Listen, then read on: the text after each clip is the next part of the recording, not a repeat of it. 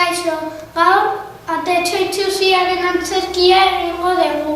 Kaixo, ni Xabier naiz eta antzerki honetan kontalaria izango naiz. Kaixo, ni Laura naiz eta antzerki honetan atetxo itxusia izango naiz. Kaixo, ni Kanbel naiz eta atetxo ama eta iznea izango naiz. Kaixo, ni Ene naiz eta antzerki honetan aterarrebe izango naiz. Kaixo, ni Naizio naiz eta antzerki honetan ateo nire izango naiz. Egun batean, ama ate bat hiru arbal jarri zituen. Ea noiz jaiotzen diren, irrikitan nago.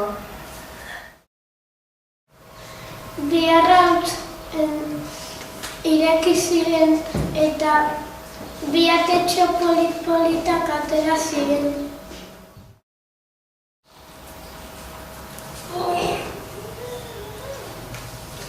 Zein politak diren bi hauek? Azkena ireki zenean ate baldarra eta itxusia atera zen.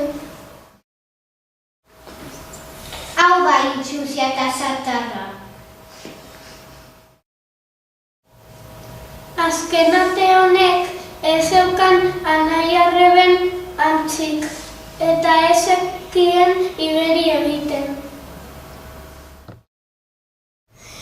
Ze lumak itxusek dauzkazun, ez dakizu igeri egiten. Oso tristonago animali guztiak nitaz parri egiten dizuelako.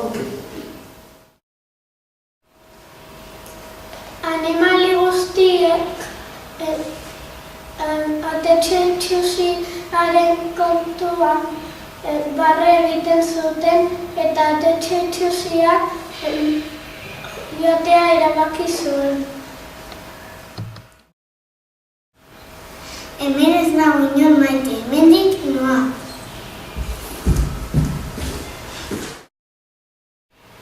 Kilometro asko eta asko ondoren zizne familia bat aurkitu zuen. Kaixo, urrutitik nator. Naztur zarete zuen? Zizneak gara.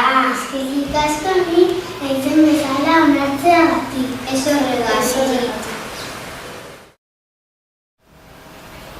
Atetxo itxusiari lumak edari zaizkion eta zizne dotore bat bihurtu zen. Guazen egan egitera.